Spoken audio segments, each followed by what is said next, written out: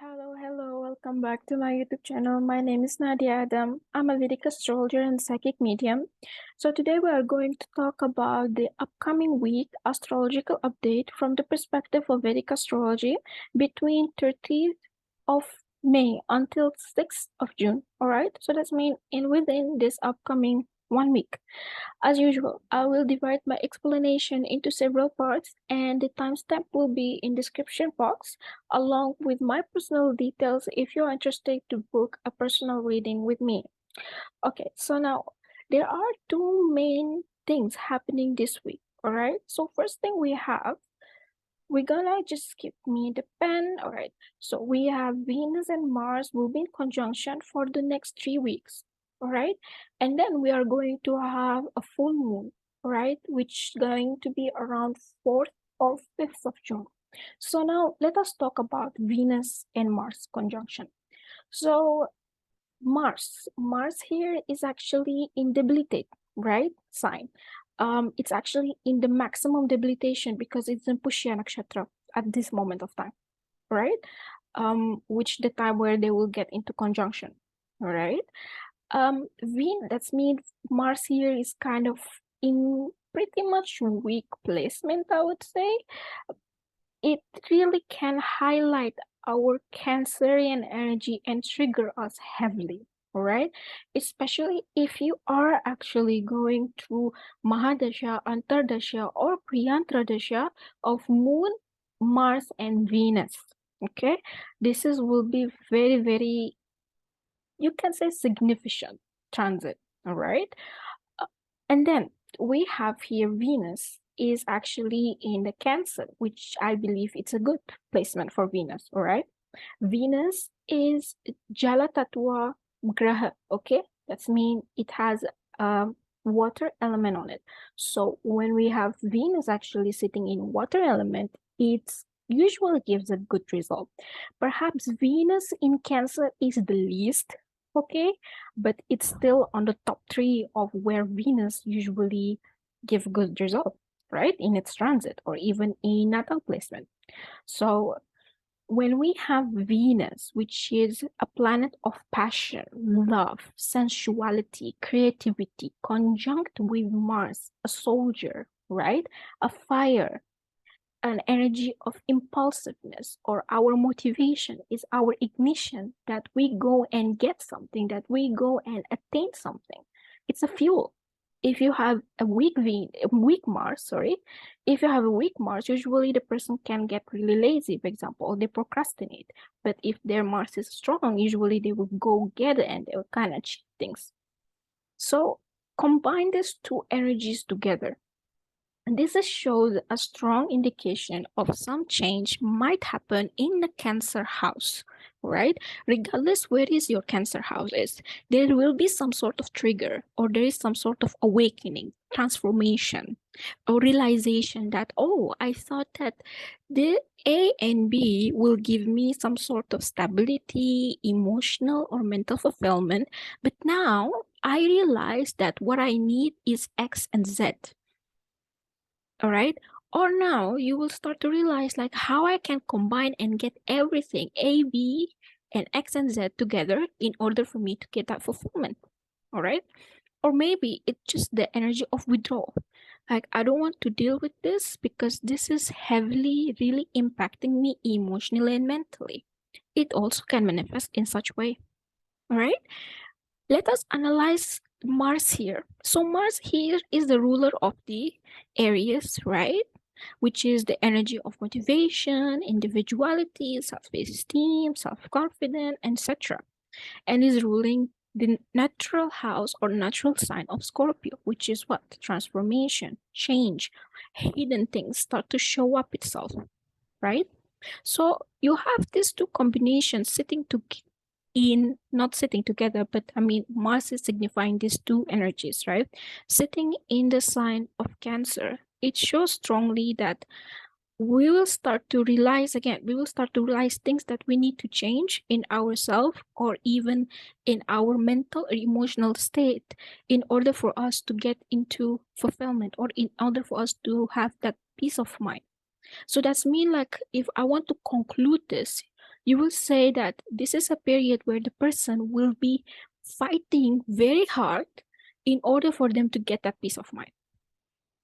We will be very hardly fighting to get that peace of mind, because perhaps the peace of mind will be taken away during this period. Okay, it's actually will trigger. Why it's taken away? Because it somehow trigger our emotion, because again it's Venus, right? So just let me remove this, because it's actually triggering our emotion that what I want, what I need now, it's kind of changing. We are evolving as a soul, right? That's mean our perspective, our needs, our desires start to change. So now Mars here requesting and asking Venus, like, hey, let us act and do something so we can change our reality. Which is the reason why I've said that if you are actually going through a strong activation of moon in particular, this is can shows a transformation, like indeed an actual transformation. Okay, especially we are going to have the full moon on 4th or 5th, depending on where you are located in the sign of Scorpio. So that's mean this whole dynamic will be activated. This whole dynamic in the areas which is individuality will be activated. And of course, we have the Scorpio, which is transformation, change, etc. All right. So Mars here is not really happy in the sign of Cancer, okay? And you adding Venus here, it become more intense, more frustrated, and more like eager to just like abrupt things, okay, out of blue. But at the same time, it's good because it's really showing you what you exactly want, what you exactly need, and what you exactly feeling, so you can work accordingly and act accordingly and being more vulnerable with yourself and with people, because Venus at the end is a natural character of relationship, partnership, right?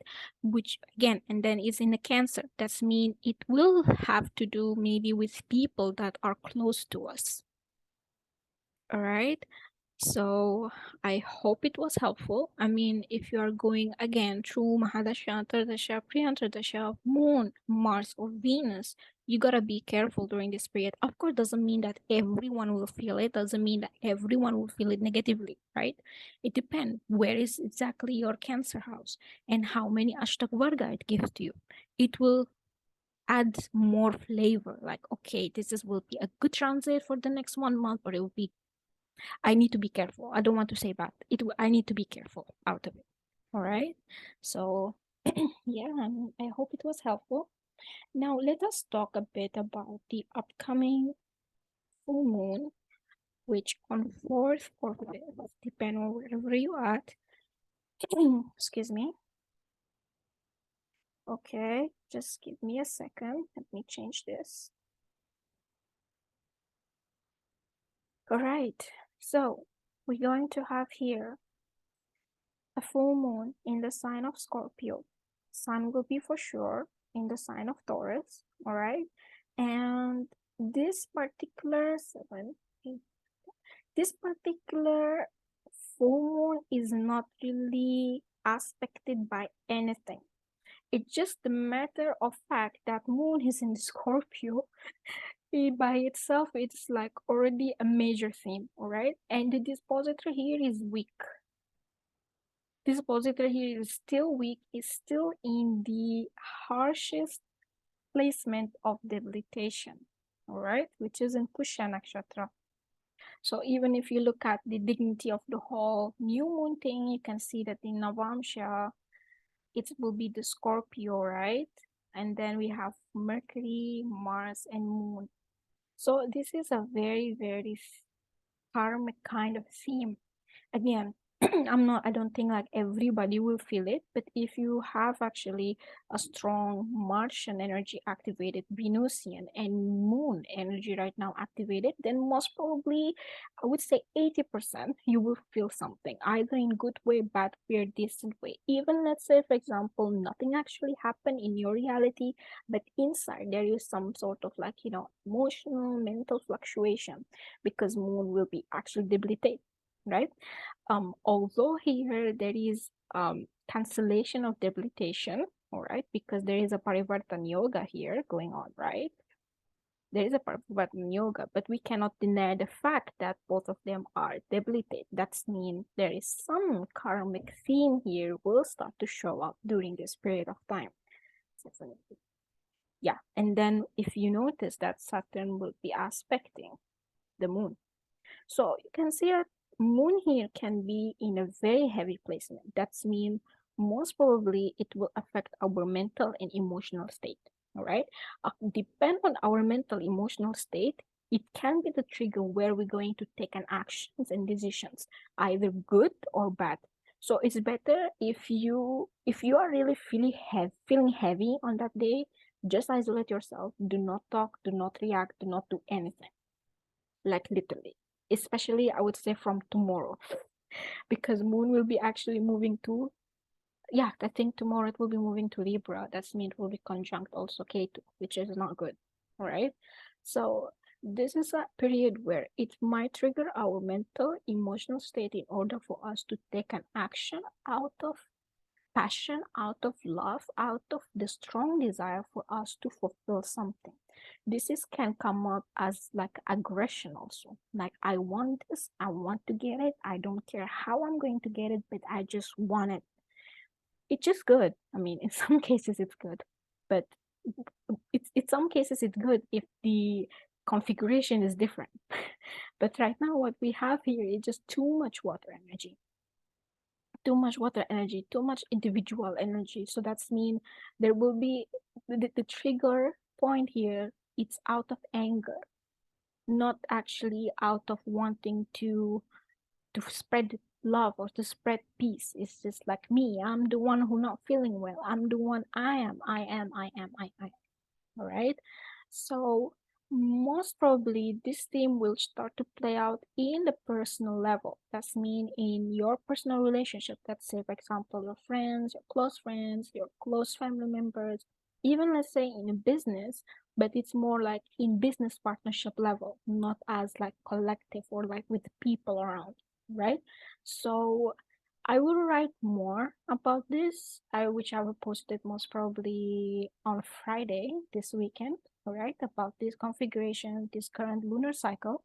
But as overall, this is kind of intense full moon, which is, it's better to just withdraw, reflect, and start to heal from within and start to just like show up our emotion or show up our vulnerability in more effective way or in more efficient in order for us to get good result, not out of impulsiveness or anger, right?